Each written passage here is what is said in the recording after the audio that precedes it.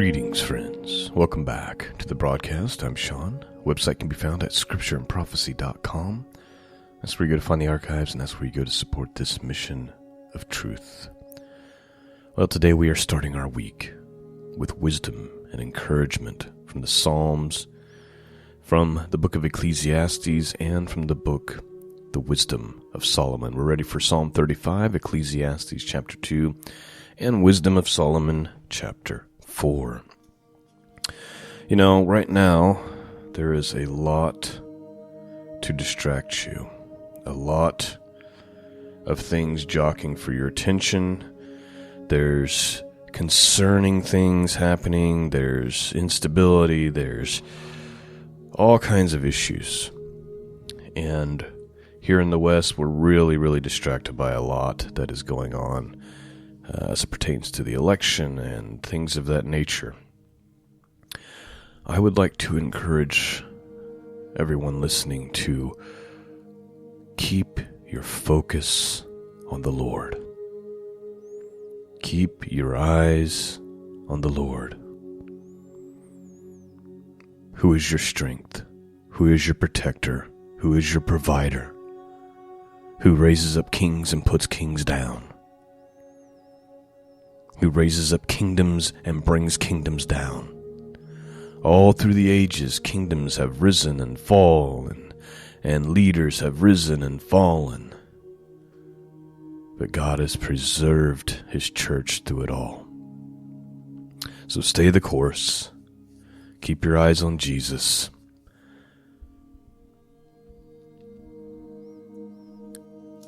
Today, Psalm 35 is a psalm of David, and he's really just pleading for God to come to his aid, to come to his defense, to be his salvation. And he says, if you'll save me, Lord, I'll proclaim it to the masses, right?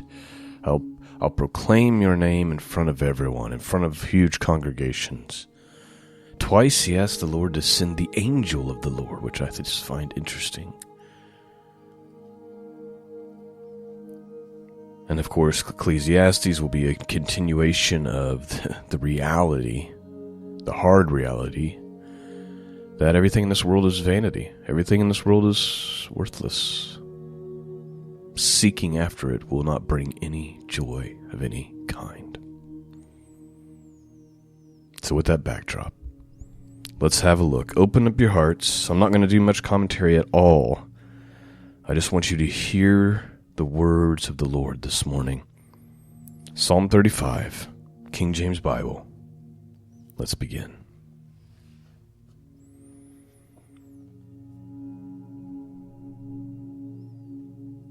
Plead my cause, O Lord, with them that strive with me. Fight against them that fight against me.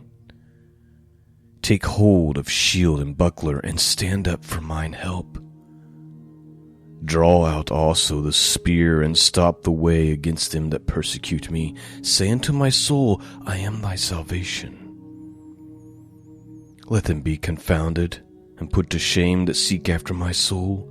Let them be turned back and brought to confusion that devise my hurt. Let them be as chaff before the wind, and let the angel of the Lord chase them. Let their way be dark and slippery, and let the angel of the Lord persecute them. For without cause they have hid for me their net in a pit, which without cause they have digged for my soul. Let destruction come upon him unawares, and let his net that he hath had catch himself. Into that very destruction let him fall. Please note, something we see often in the Psalms and in the Proverbs. So in the Proverbs we have, the wicked will fall into their own traps, they'll fall into their own pits, they'll fall into their own nets. And in the Psalms we'll often see the writer of the Psalms, usually David, praying that they would fall into their own traps. They'd fall into their own nets. They'd fall into their own pits.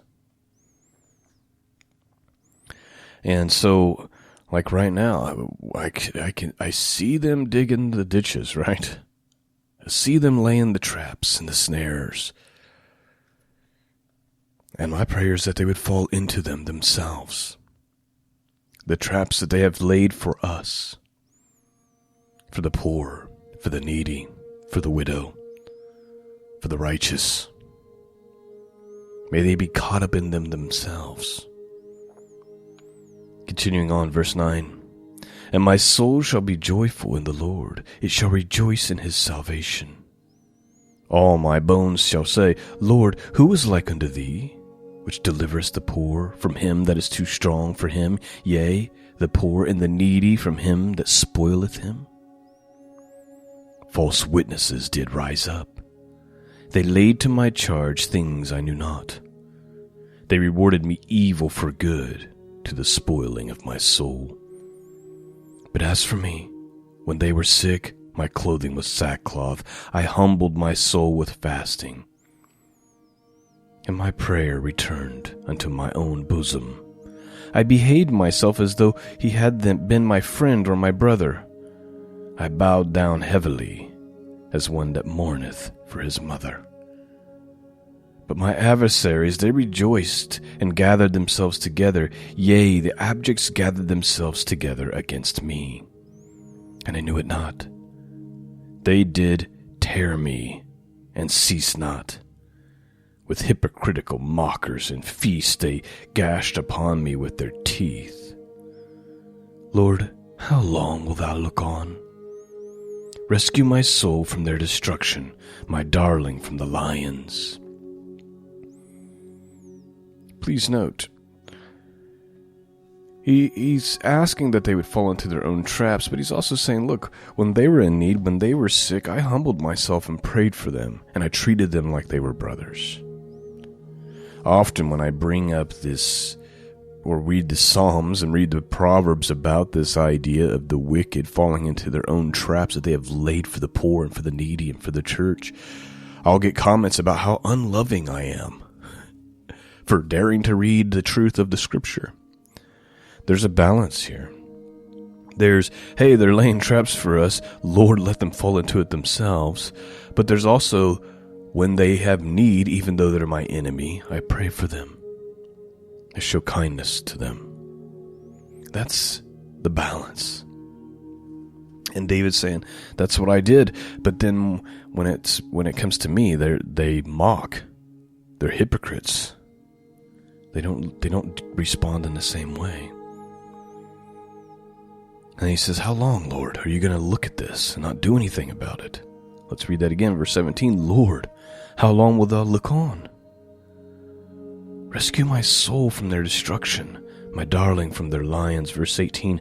I will give thee thanks in the great congregation. I will praise thee among much people.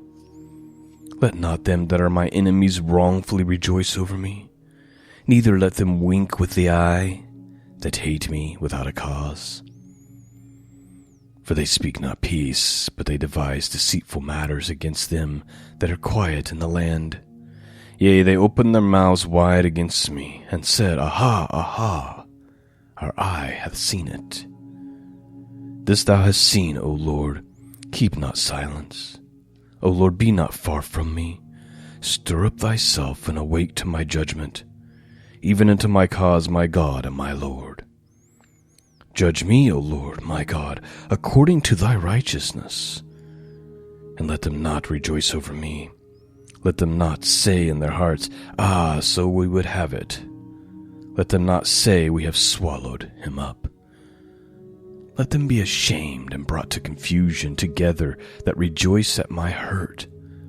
Let them be clothed with the shame and dishonor that magnify themselves against me. Let them shout for joy and be glad that favor my righteous cause. Yea, let them say continually, Let the Lord be magnified, which has pleasure in the prosperity of his servants. And my tongue shall speak of thy righteousness, and of thy praise all the day long. And that is Psalm 35. Let's move on to Ecclesiastes.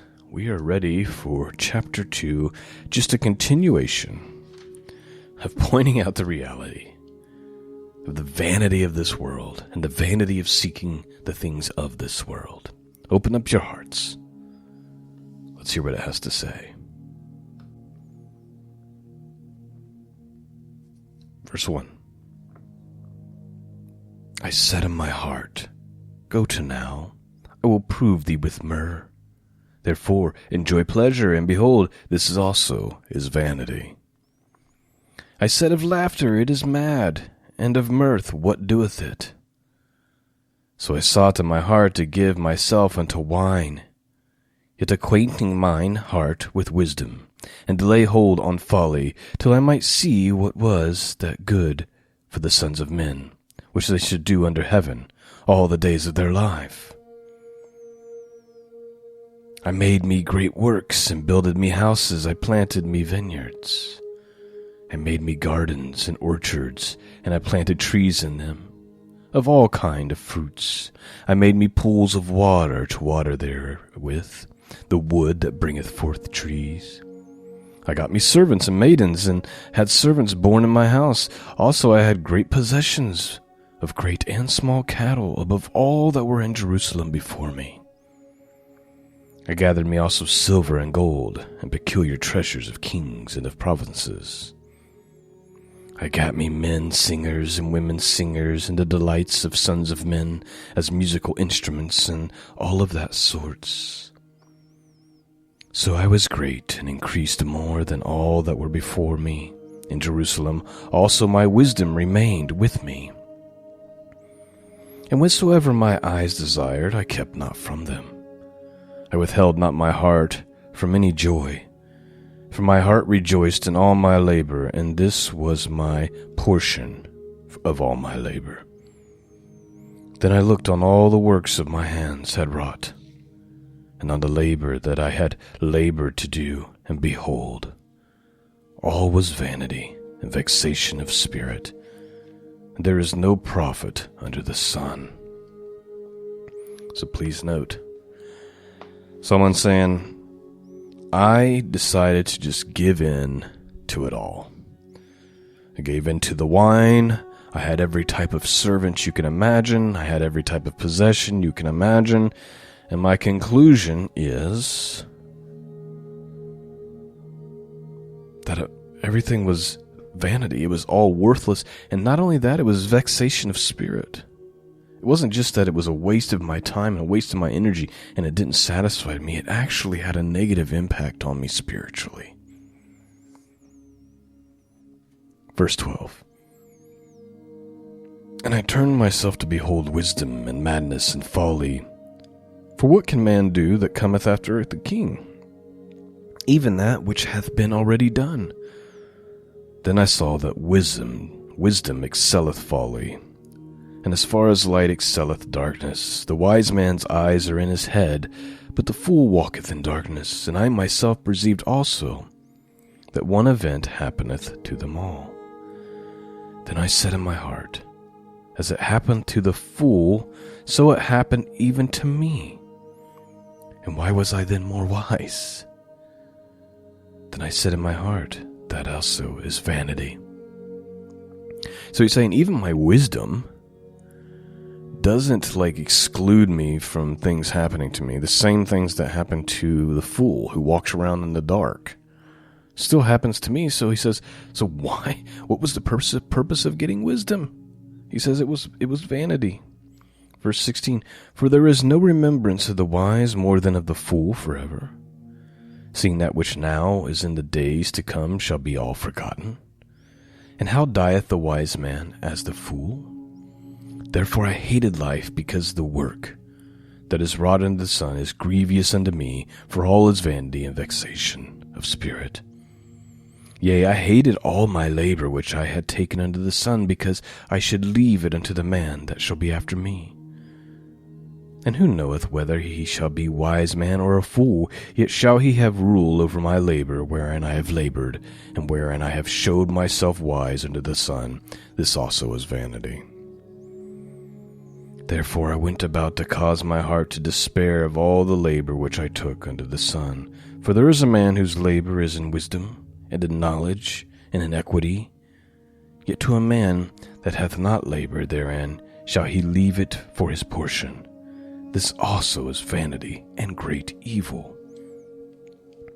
For what hath man of all his labor, and of the vexation of his heart, wherein he hath labored under the sun?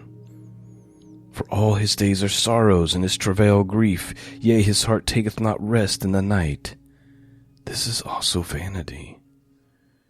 There is nothing better for a man than that he should eat and drink, and that he should make his soul enjoy good. In his labor, this also I saw, that it was from the hand of God. For who can eat, or who else can hasten hereunto more than I? For God giveth to man that is good in his sight wisdom and knowledge and joy. But the sinner he giveth travail, to gather and to heap up, that he may give to him that is good before God. This also is vanity and vexation of spirit. And that is Ecclesiastes chapter 2. And I realize that Ecclesiastes can be somewhat depressing, right? Because you're like, wow, it's like everything is pointless and worthless, according to Solomon. And I think what Solomon's getting at is, look, seeking after these things,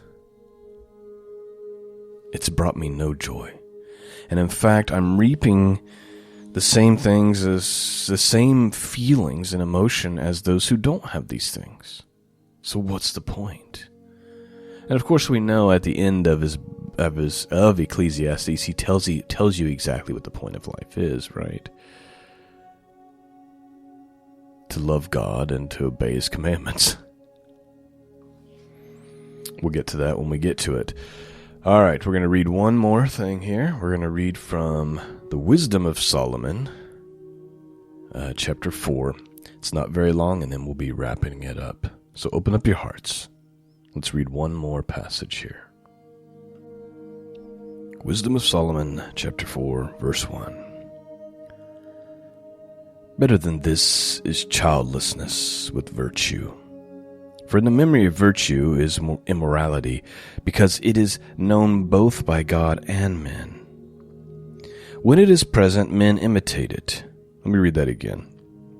Better than this is childlessness with virtue, for in memory of virtue is immortality, because it is known both by God and men. When it is present, men imitate it, and they long for it when it has gone. And throughout all time it marches crowned in triumph, victor in the contest for prizes that are undefiled. But the prolific brood of the ungodly will be of no use, and none of their illegitimate seedlings will strike a deep root or take a firm hold. For even if they put forth boughs for a while, standing insecurely, they will be shaken by the wind, and by the violence of the winds they will be uprooted. The branches will be broken off before they come to maturity, and their fruit will be useless, not ripe enough to eat, and good for nothing. For children born of unlawful unions are witnesses of evil against their parents when God examines them. But the righteous man, though he die early, will be at rest, for old age is not honored for the length of time, nor measured by number of years, but understanding is gray hair for men. And blameless life is ripe old age. There was one who pleased God and was loved by him, and while living among sinners he was taken up. He was caught up, lest evil change his understanding, or guile deceive his soul. For the fascination of the wickedness obscures what is good, and roving desire perverts the innocent mind. Being perfected in a short time, he fulfilled long years. For his soul was pleasing to the Lord, therefore he took him quickly from the midst of wickedness. Yet the people saw and did not understand, nor take such a thing to heart, that God's grace and mercy are with his elect, and watches over his holy ones. The righteous man who has died will condemn the ungodly who are living, and youth that is quickly perfected will condemn the prolonged old age of an unrighteous man. For they will see the end of the wise man, and will not understand what the Lord purposed for him, and for what he kept him safe. They will see and will have contempt for him, but the Lord will laugh them to scorn. After this they will become dishonored corpses, and an outrage among the dead forever, because he will dash them speechless to the ground and shake them from the foundations. They will be left utterly dry and barren, and they will suffer anguish, and the memory of them will perish. They will come with dread when their sins are reckoned up, and their lawless deeds will convict them to their face. And that is chapter 4 of the Wisdom of Solomon. And really, it's just a contrast, right? It's like, sometimes the righteous die early, but they will condemn the living who are unrighteous. The righteous man who has died will condemn the ungodly who are living, and the youth that is quickly perfected will condemn the prolonged old age of unrighteous man. It's kind of that idea that everything is the opposite of what we think it is.